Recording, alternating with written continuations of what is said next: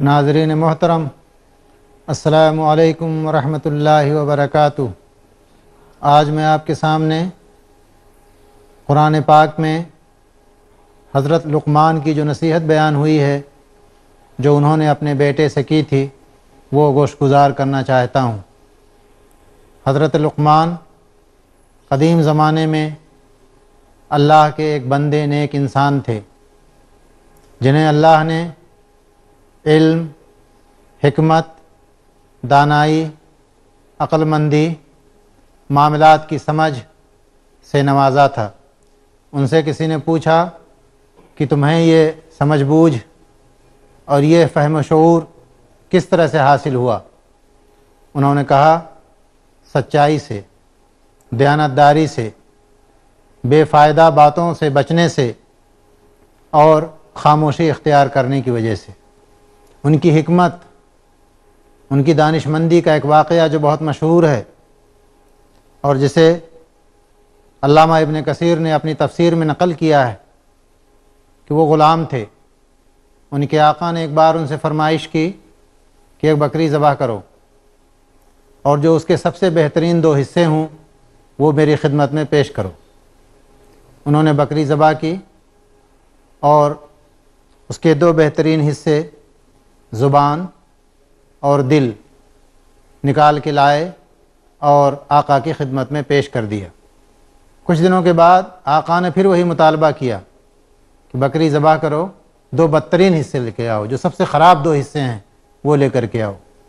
حضرت لقمان نے بکری ذبح کی اور زبان اور دل، یہ 2 حصے اس میں سے نکال کر اپنے آقا کی خدمت میں پیش کیا۔ آقا نے پوچھا، میں نے جب تم سے بکری کے 2 بہترین حصے مانگے تب بھی تم نے دل اور زبان کو لا کے پیش کیا، اور آج جب میں نے بکری کے 2 بدترین حصوں کا مطالبہ کیا تب بھی تم نے انہی دونوں حصوں کو لا کے میرے سامنے پیش کر دیا۔ انہوں نے فرمایا، میرے آقا، یہ زبان اور دل اگر صحیح ہو جائیں تو یہ سب سے بہتر ہے، اور اگر یہ بگڑ جائیں تو انسان کے جسم میں سب سے بدتر ہے۔ یہ تھے حضرت لقمان۔ ان کی حکمت، ان کی دانائی، ان کی دانش مندی اللہ کو اتنی پسند آئی کہ پوری ایک سورہ نازل کی اور اس سورہ کا نام سورہ لقمان رکھا۔ انہوں نے اپنے بیٹے کو جو نصیحت کی، وہ نصیحت قرآن پاک میں پوری کی پوری نقل کی گئی تاکہ قیامت تک کے لیے، آنے والے تمام انسانوں کے لیے وہ نصیحت آموز بن جائے۔ جو بھی ناشکری کرے وہ جان لے کہ اللہ تعالیٰ بے نیاز ہے، تعریفوں والا ہے۔ اور یاد کرو، جب کہ لقمان نے اپنے بیٹے کو وصیت کی تھی کہ میرے پیارے بچے، اللہ کے ساتھ کسی کو شریک نہ کرنا، بے شک شرک بڑا بھاری ظلم ہے۔ ہم نے انسان کو اس کے ماں باپ کے متعلق نصیحت کی ہے۔ اس کی ماں نے دکھ پر دکھ اٹھایا، اسے حمل میں رکھا، اس کا دودھ چھڑایا 2 برسوں میں کہ تو میری اور اپنے ماں باپ کی شکر گزاری کر، میری ہی طرف پلٹ کر آنا ہے۔ اور اگر وہ دونوں تجھ پر اس بات کا دباؤ ڈالیں کہ تو میرے ساتھ شریک کرے جس کا تجھے علم نہیں، تو ان کا کہنا نہ ماننا۔ ہاں، دنیا میں ان کے ساتھ اچھی طرح گزر بسر کرنا اور اس کی راہ پر چلنا جو میری طرف جھکا ہوا ہو۔ تم سب کا لوٹنا میری ہی طرف ہے، تم جو کچھ کرتے ہو اس سے میں خبردار کر دوں گا۔ میرے پیارے بیٹے، اگر کوئی چیز رائی کے دانے کے برابر ہو، خواہ کسی چٹان میں ہو یا آسمانوں میں ہو یا زمین میں ہو، اللہ تعالیٰ ضرور نکال لائے گا۔ اللہ تعالیٰ بڑا باریک بین اور پوری طرح خبردار ہے۔ اے میرے پیارے بیٹے، تو نماز قائم رکھنا، اچھے کاموں کی نصیحت کرتے رہنا، برے کاموں سے منع کیا کرنا، اور جو مصیبت تم پر آ جائے صبر کرنا۔ یقین جان کہ یہ بڑے دل گردے کا کام ہے۔ لوگوں کے سامنے اپنے گال نہ پھلا، زمین پر اترا کر نہ چل۔ کسی تکبر کرنے والے شیخی خورے کو اللہ تعالیٰ پسند نہیں کرتا۔ اور اپنی رفتار میں میانہ روی اختیار کر اور اپنی آواز پست کر لے، یقیناً آوازوں میں سب سے بدتر آواز گدھوں کی آواز ہے۔ محترم ناظرین کرام، حضرت لقمان نے اپنے بیٹے کو جو نصیحت کی ہے، انتہائی قیمتی نصیحتیں ہیں، یہ زندگی کے تجربات سے بھرپور یہ نصیحتیں ہیں۔ ان نصیحتوں پر اگر عمل کیا جائے تو پوری زندگی سنور سکتی ہے۔ سب سے بڑی نصیحت، سب سے پہلی نصیحت جو انہوں نے اپنے بیٹے کو کی وہ یہ کہ اے میرے بیٹے، شرک سے دور رہنا، شرک سے پرہیز کرنا۔ یا بنی لا تشرک باللہ ان الشرک لظلم عظیم، اے میرے بیٹے، اللہ کے ساتھ کسی کو شریک نہ قرار دینا، اس کی اپنی عبودیت میں، عبادت میں، اطاعت میں، اللہ کے آگے جھکنے میں، اللہ سے مانگنے میں، اللہ سے فریاد کرنے میں، حقوق اور اختیارات میں، اسماء اور صفات میں اللہ کے ساتھ کسی کو شریک نہ ٹھہرانا۔ ان الشرک لظلم عظیم، شرک اس روئے زمین پر سب سے بڑا ظلم ہے۔ ایک شخص جو اللہ کے ساتھ اس کی عبادت اور اطاعت میں کسی کو شریک قرار دیتا ہے، وہ اس دنیا کا سب سے بڑا ظالم ہے۔ کہ ساری نعمتیں تو اس خدا نے دیں، ساری سہولیات اس نے فراہم کی، یہ زمین اور کائنات اس نے بنائی، اسباب اور وسائل اس نے اس کا انتظام کیا، زندگی اور موت اس کے ہاتھ، رزق وہ دے، جینے کی سانس وہ دے، زندگی کے آخری مرحلے تک اس کی نعمتوں سے فائدہ اٹھائے، اور جب عبادت کا موقع ہو، بندگی کا تقاضا ہو، اطاعت کرنی ہو، تو وہ اللہ کے ساتھ دوسرے دیوی دیوتاؤں کو اس میں شریک قرار دے لے۔ اللہ کے رسول نے فرمایا کہ یہ شرک انتہائی غلط کام ہے۔ اللہ رب العزت قرآن پاک میں اعلان کرتا ہے کہ وہ بندوں کے سارے گناہ معاف کر سکتا ہے، لیکن شرک کو کبھی وہ معاف نہیں کرے گا۔ ان اللہ لا یغفر ان یشرک بہ ویغفر ما دون ذلک لمن یشاء، اللہ تعالیٰ اس بات کو کبھی معاف نہیں کرے گا کہ اس کے ساتھ اس کی عبادت اور اطاعت میں کسی کو شریک کیا جائے۔ اس کے سوا جتنے گناہ ہیں جس کے حق میں وہ چاہے معاف کر سکتا ہے۔ اس نصیحت کے بعد اللہ رب العزت نے اس موقع سے فائدہ اٹھاتے ہوئے کچھ بہت بنیادی قسم کی نصیحتیں اپنی جناب سے تمام دنیا کے انسانوں کو کی ہیں۔ فرمایا وَوَصَّيْنَا الْإِنسَانَ بِوَالِدَيْهِ، ہم نے انسان کو اس کے والدین کے بارے میں نصیحت کی ہے، وصیت کی ہے۔ یہ وصیت کا لفظ عربی زبان میں جب استعمال ہوتا ہے تو اس کے معنی ہوتے ہیں انتہائی سخت تاکید کرنا۔ جیسے مرنے والا اپنی جائیداد کی جب وصیت کرتا ہے تو بڑے اہتمام سے وارثوں کے حق میں وصیت کرتا ہے، سب کو بلاتا ہے، سب کا کانسنٹ لیتا ہے، سب کے حقوق اور اختیارات کا جائزہ لیتا ہے، سب کی ضروریات دیکھتا ہے، پھر وہ کوئی وصیت کرتا ہے۔ قرآن نے وصیت کا لفظ جہاں جہاں استعمال کیا انتہائی سخت تاکید حکم کے معنی میں استعمال کیا۔ اللہ رب العزت فرماتا ہے کہ ہم نے انسان کو انتہائی سخت حکم دیا ہے کہ وہ والدین کے ساتھ حسن سلوک کرے، اور والدین میں بھی فوراً تذکرہ آیا ماں کا۔ قرآن نے کہا حملتہ امہ وہنا علی وہن، کمزوری پہ کمزوری برداشت کر کے اس کی ماں نے 9 مہینے تک اس کو اپنے پیٹ میں رکھا۔ وفصالہ فی عامین، 2 سال تک اپنا خون نچوڑ کر دودھ کی شکل میں اس کو پلایا۔ انشکر لی ولی والدیک، ہم نے انسان کو وصیت کی ہے کہ میرا شکر ادا کر اور اپنے والدین کا شکر ادا کر۔ جو لوگ اللہ کا شکر نہیں ادا کرتے وہ انسانوں کا بھی شکر ادا نہیں کر سکتے، اور جو لوگ انسانوں کا شکر گزار نہیں ہوتے وہ اللہ کا شکر ادا نہیں کرتے۔ اللہ کے رسول نے فرمایا کہ جو لوگ اللہ کے شکر گزار اسی صورت میں لوگ ہو سکتے ہیں جبکہ وہ بندوں کے بھی شکر گزار ہوں۔ یہاں قرآن نے صراحت کی کہ والدین کا شکر گزار ہونا چاہیے، ان سے محبت کرنی چاہیے، ان کے حقوق کو ادا کرنا چاہیے، ان کے دکھ سکھ میں شریک ہونا چاہیے۔ جہاں والدین کے حقوق بیان کیے وہیں اس بات کی بھی صراحت کر دی کہ اگر یہ لوگ شرک جیسے گھناؤنے اور ظالمانہ کام کے لیے تمہارے اوپر دباؤ ڈالیں تو حسن سلوک کرنے کے باوجود، ان کی باتیں ماننے کے باوجود شرک مت کرنا۔ وصاحبہما فی الدنیا معروفا، لیکن ساتھ ہی یہ بھی وصیت اور تاکید کی کہ دنیاوی معاملات میں ان کے ساتھ اچھی طرح گزر بسر کرنا، ان کے جو حقوق ہیں انہیں ادا کرنا، ان کی ضروریات کا خیال رکھنا، ان کی تمام جائز تقاضوں کی تکمیل کرنا، ان کے ساتھ حسن سلوک سے پیش آنا، اور ساتھ ہی ساتھ فرمایا کہ ان لوگوں کی پیروی اختیار کرو، ان کے درمیان بیٹھو جو اللہ کی طرف رجوع کرنے والے ہیں۔ اس کے بعد نصیحت نمبر 2 جو حضرت لقمان نے اپنے بیٹے کو کی تھی، قرآن اس کا ذکر کرتا ہے، یا بنی انہا ان تک مثقال حبۃ من خردل فتکن فی صخرۃ او فی السماوات او فی الارض یأتی بها اللہ ان اللہ لطیف خبیر۔ اے میرے بیٹے یاد رکھو، اللہ عالم الغیب ہے، اس پوری کائنات کے ذرے ذرے کا اس کو علم ہے۔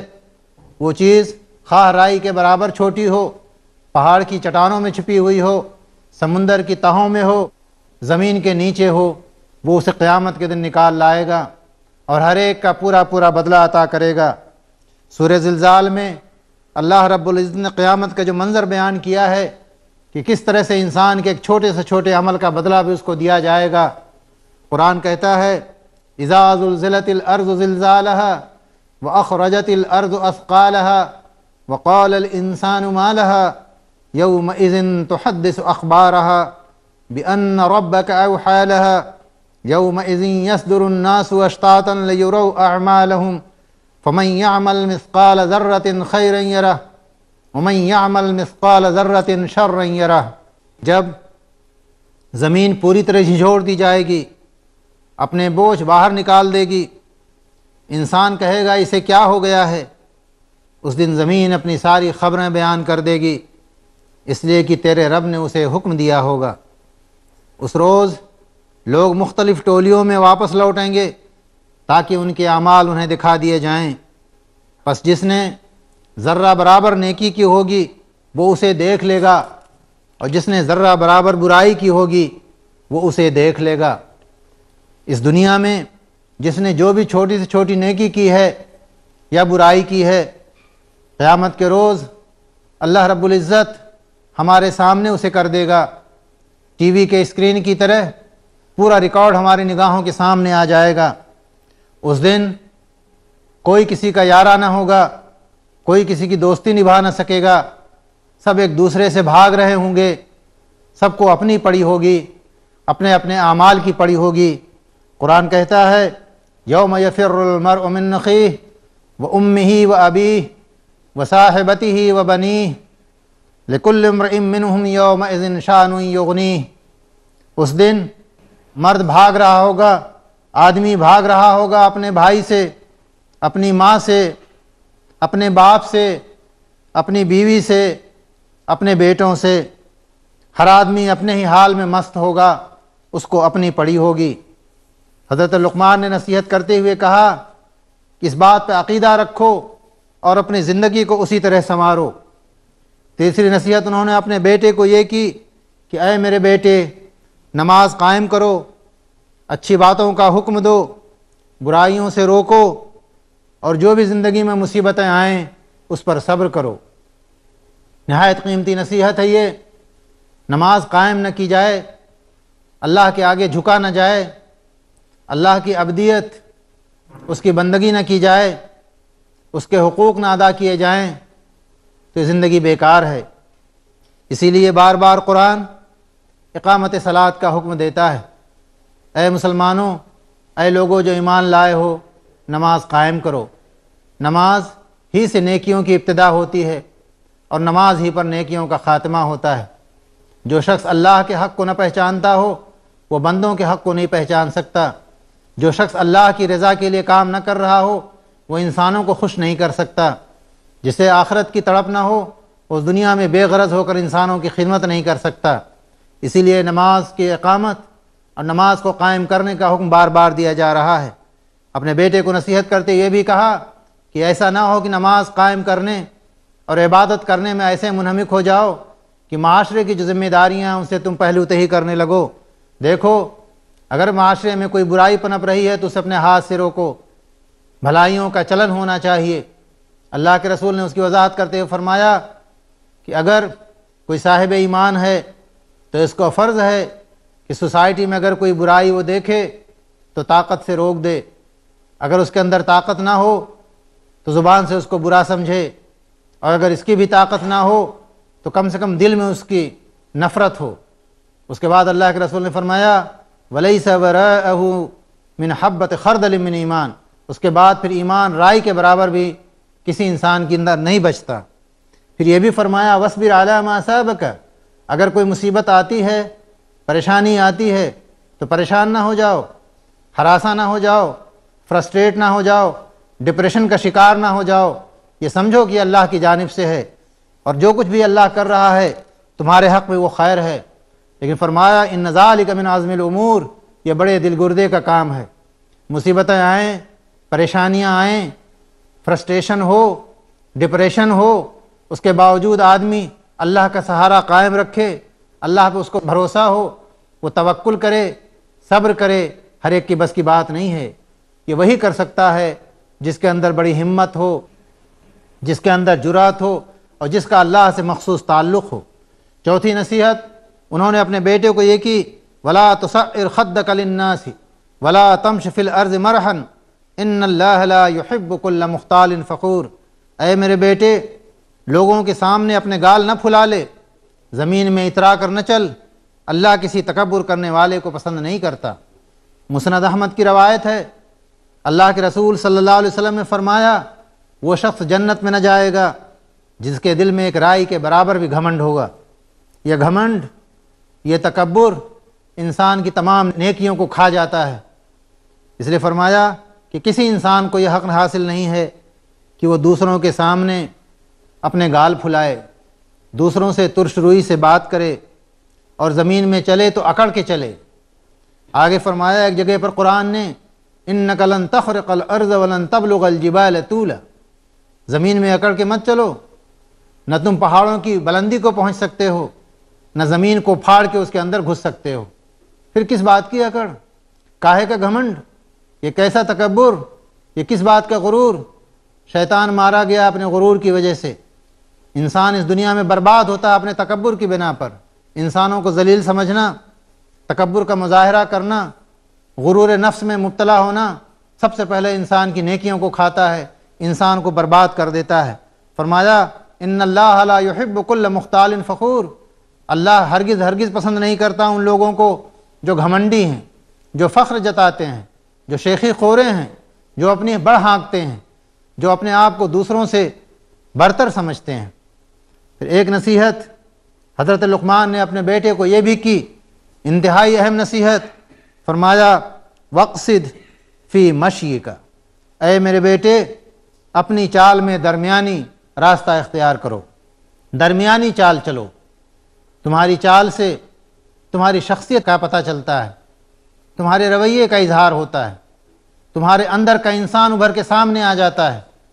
دیکھنے والے تاڑ لیتے ہیں دور سے کہ یہ چال کسی شریف آدمی کی چال ہے یا کسی متکبر کی چال ہے، یہ رحمان کے بندے کی چال ہے یا شیطان کے بندے کی چال ہے، یہ کسی دولت مند کی چال ہے یا ایک عام انسان کی چال ہے۔ یہ چال کیسی ہے؟ چال بتاتی ہے انسان کی شخصیت کو، اس کے وقار کو، اس کے اندر کی تربیت کو، اس کے نفس کے غرور کو ظاہر کر دیتی ہے۔ تو حضرت لقمان نے اپنے بیٹے کو نصیحت کی کہ میرے بیٹے درمیانی چال چلو، بہت تیز نہ چلو، نہ بہت دھیرے چلو، دوڑ کے نہ چلو، نہ ایسے چلو کہ گرتے پڑتے کمزور آدمی معلوم ہو، جہاں موقع آئے وہاں سینہ تان کے چلو۔ ایسے بہت سے مواقع ہیں جہاں اللہ کے رسول نے فرمایا کہ وہاں سر جھکا کے نہیں چلنا چاہیے، جہاں اسلام کی برتری کا معاملہ ہو۔